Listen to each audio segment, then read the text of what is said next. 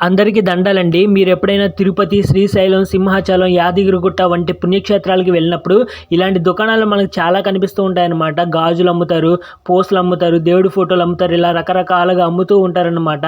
అయితే మీరు ఆ దుకాణాల దగ్గరికెళ్ళి మీకు కొనుక్కోవాలనుకుంటే బేరమాడి కొనుక్కోండి. అంతేనే గానీ కాలక్షేపం కోసం, ఊరికే సరదా కోసం వెళ్ళి వాళ్ళకి బేరమాడి, వాళ్ళని ఆశపెట్టి, దుకాణదారులని ఆశపెట్టి వద్దు అని చెప్పి వచ్చేయకండి. ఎందుకంటే ఆ దుకాణాలే వాళ్ళకి జీవనోపాధి అనమాట. వాళ్ళ జీవనోపాధి మీద మీరు కాలక్షేపం చేయడం, ఊరికే సరదాగా ఆట విడుపు కోసం ఇలా బేరాలాడడం వంటివి చేయకండి. పాపం వాళ్ళు బాధపడతారు. వాళ్ళకి అదే జీవనోపాధి అనమాట. నేను చాలా మందిని గమనించాను. ఊరికే రేట్ ఎంత అని అడుగుతారు, తెలుసుకుని వెళ్ళిపోతారనమాట. వాళ్ళేమో కొంటారేమోనని ఆశ పెట్టుకుంటారు. ఎందుకంటే ఎప్పుడో కానీ వాళ్ళకి బేరాలు అవ్వవు ఫ్రెండ్స్. ఎవరో కానీ కొనరు. బాగా సీజన్లో ఉన్నప్పుడే కొంచెం బేరాలు అవుతూ ఉంటాయన్నమాట. కొంచెం వాళ్ళని అలా ఏడిపించకండి. దయచేసి వాళ్ళని అలా ఏడిపించకండి.